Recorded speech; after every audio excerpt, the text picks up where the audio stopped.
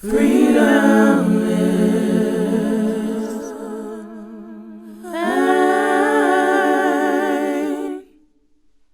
One strand of history that is often not taught to us is the complex relationship between Native Americans and African Americans.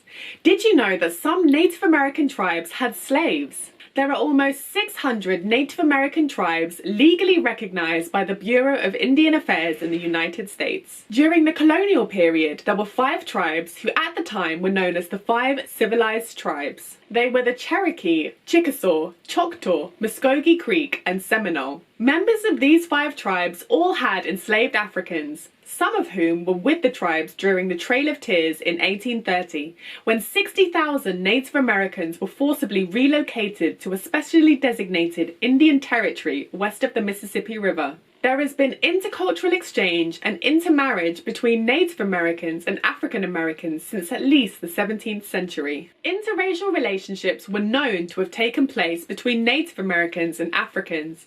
Often, enslaved Africans escaped their plantations and found refuge with Native American tribes, learning their languages and assimilating culturally.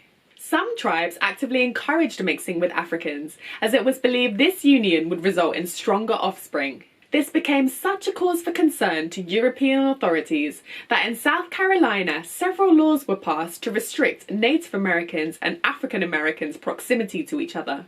The Europeans actively tried to incite hostility between the two populations to avoid alliances that threatened the status quo of slavery-era America.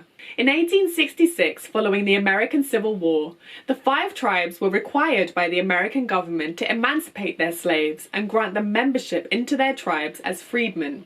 Many of these African Native American freedmen played important political roles in their tribal nations as interpreters and negotiators. African Native Americans coexisted with Native Americans for generations, until in the late 20th and 21st centuries, some nations decided to tighten their membership. A famous example was in 1975, when the Cherokee Nation drafted its constitution, which resulted in many Cherokee freedmen being ousted. The fallout was an ugly political struggle, and some descendants of Cherokee freedmen even took their cases to the Supreme Court.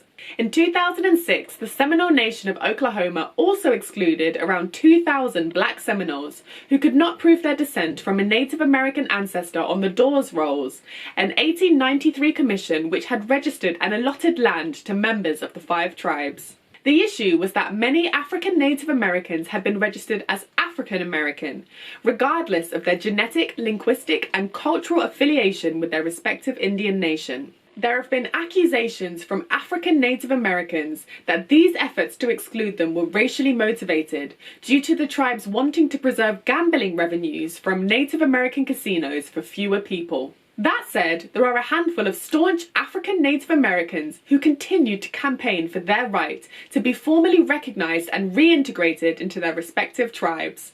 Will they be reinstated? Only time will tell. freedom.